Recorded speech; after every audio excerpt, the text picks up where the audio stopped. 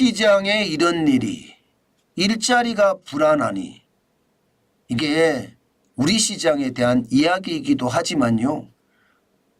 오늘 아침에는 미국 시장에 대한 이야기입니다. 일자리가 뭔가 불안한 감이 약간 스며들고 있습니다. 여러분 이 지표를 한번 보시죠. 12월 23일 기준입니다. 신규 실업수당 청구 건수가 21만 8천 건이에요. 와, 이게 시장의 예측치보다가 훨씬 더 많이 늘어났습니다. 시장의 예측치는요 21만 5천 건이었거든요. 그런데 21만 8천 건까지 늘었습니다. 실업수당을 받는 사람이 늘었다. 이 말은 뒤집어서 말하면요. 실업자들이 늘어난다는 이야기잖아요. 실업자들이. 그러니까 시장에서는요. 지금 우려했던 일이 지금 혹시 터지는 것은 아닌가. 그런 이야기가 지금 약간씩 흘러나옵니다. 저는 이것이 말입니다. 어떻게 생각하면 시장에 큰 위협으로 작용이 될 수도 있다고 봅니다. 지금 시장에 한번 보세요. 신규 실업수당 청구 건수가 12월 16일에는 20만 6천 명까지 떨어졌습니다. 지난 10월 14일에는 20만 명까지 떨어졌고요. 2023년 3월 2일에는 19만 명까지 떨어졌거든요.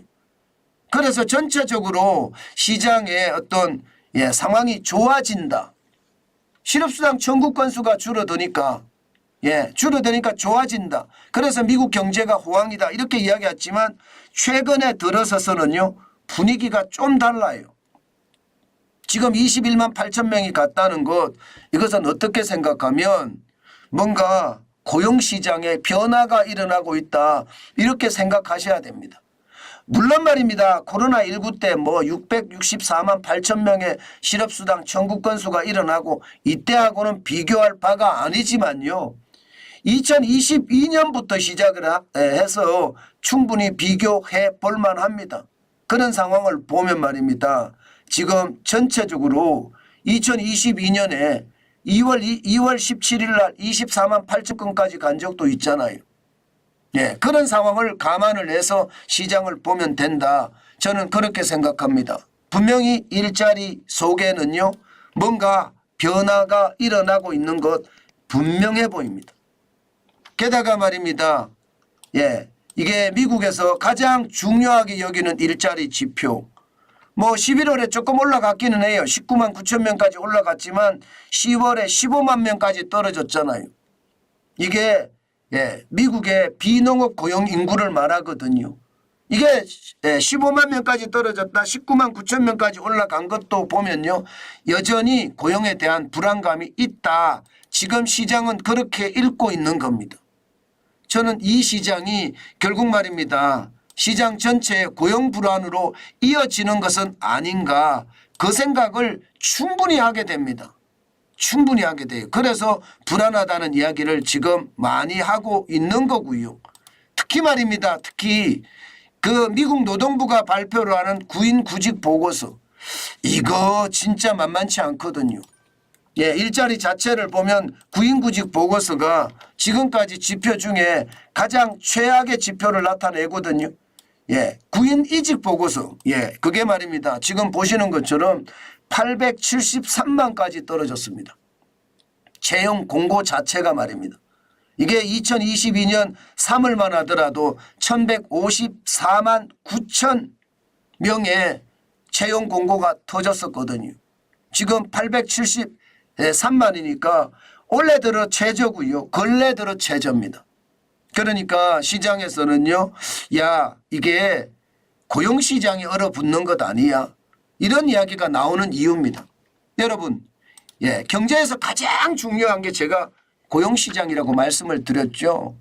고용시장만큼 중요한 게 없다. 일자리가 늘어나면 기업 입장에서는요. 당연히 말입니다.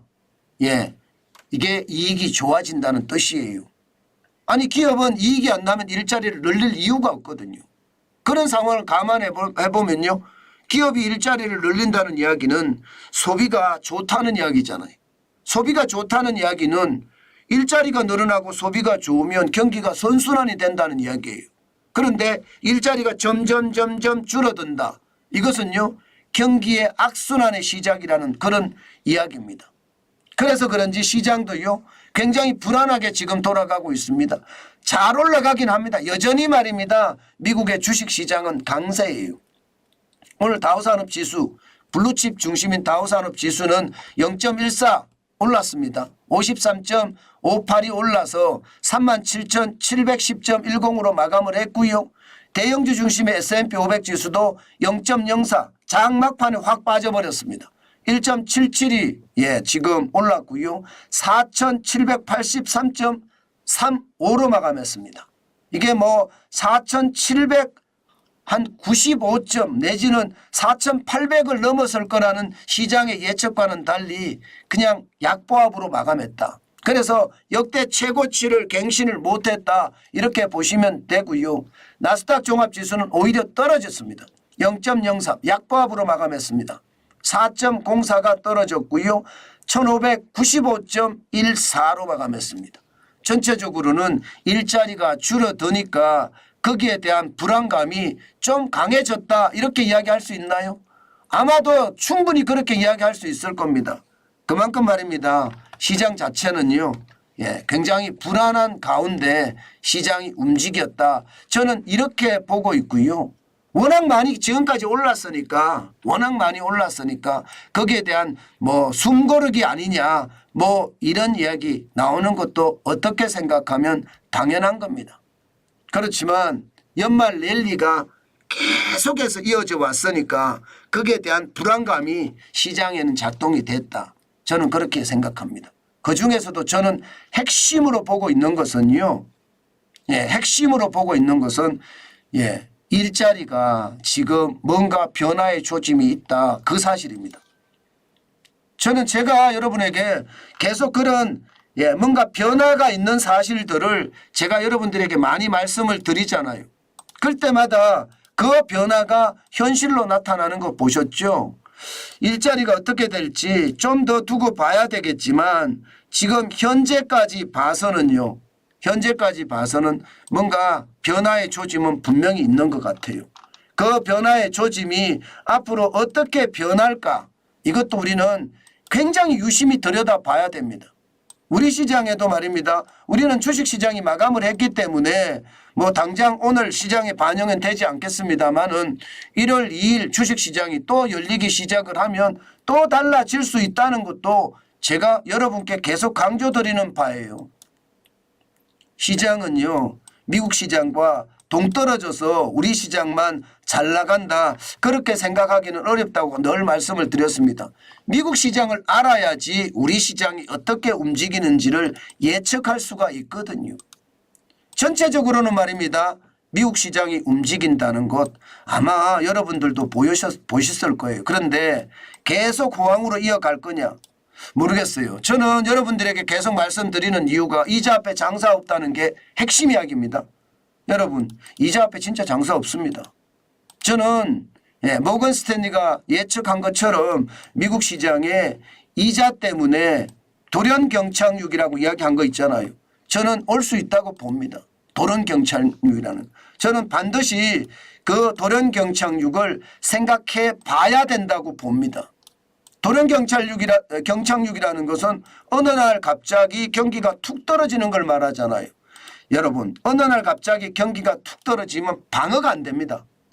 방어가 안 됩니다. 저는 그게 굉장한 위험이 될 수 있다는 거 저는 여러분에게 다시 한번 강조하고요.